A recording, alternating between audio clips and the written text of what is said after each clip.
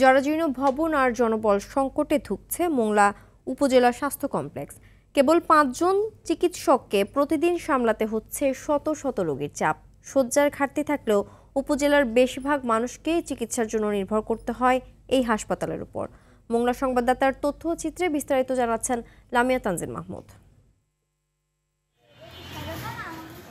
মোংলার ২ লাখ মানুষের চিকিৎসায় একমাত্র ভরসা উপজেলা স্বাস্থ্য কমপ্লেক্স, কিন্তু হাসপাতালটির নাজুক অবস্থা ফুটে উঠেছে জরাজীর্ণ ভবনের গায়ে। কাগজে কলমে ৫০ শয্যা হলেও আশপাশের উপজেলার শত শত রোগী প্রতিদিন এখানে চিকিৎসা নিতে আসেন।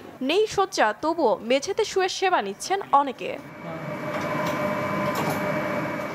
মোংলা উপজেলা স্বাস্থ্য কমপ্লেক্সে জনবল সংকটের কারণেও চরম দুর্ভোগ পোহাতে হয় রোগীদের। চিকিৎসক আছেন মাত্র ৫ জন। ঝুঁকিপূর্ণ রোগীদের জন্য নেই আধুনিক যন্ত্রপাতি। হাসপাতালে কোনো পরিষ্কার তেমন সুবিধের না, বাথরুম সুবিধের না, ফিট নেই। ৫০-এ কিছু হয় না, ১০০ করা উচিত। এখানে ডাক্তার একটাই আসে আর সব নাচ দিয়ে দেখে। মহিলাদের অশ্রম, পুরুষের অশ্রম এর কোনো ঠিক নেই। অশ্রম নষ্ট, একজন লাইনে দাঁড়া রয়েছে, কোথায়।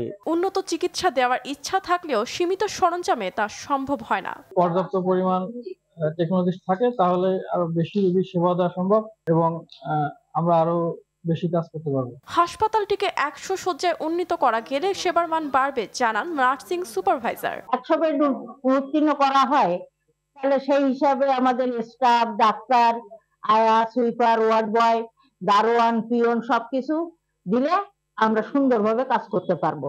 নানা সীমাবদ্ধতা থাকা সত্ত্বেও সেবা দিতে অবহেলা করছেন না, জানান চিকিৎসকরা। আমরা ক্রমাগত কাজ করে যাচ্ছি। আমাদের স্বাস্থ্য মন্ত্রণালয়ে, আমাদের স্বাস্থ্য অধিদপ্তরে আমরা ইতোমধ্যে কাগজপত্র প্রেরণ করেছি। আমরা জানি না আসলে এটা কবে নাগাদ হবে, তবুও আমরা চেষ্টা করে যাচ্ছি। অসংখ্য সীমাবদ্ধতার বেড়াজালে আটকে আছে মোংলাবাসীর উন্নত চিকিৎসার স্বপ্ন। তাই এ নিয়ে সরকারের কার্যকরী পদক্ষেপ চান স্থানীয়রা। লামিয়া তানজিন মাহমুদ, RTV।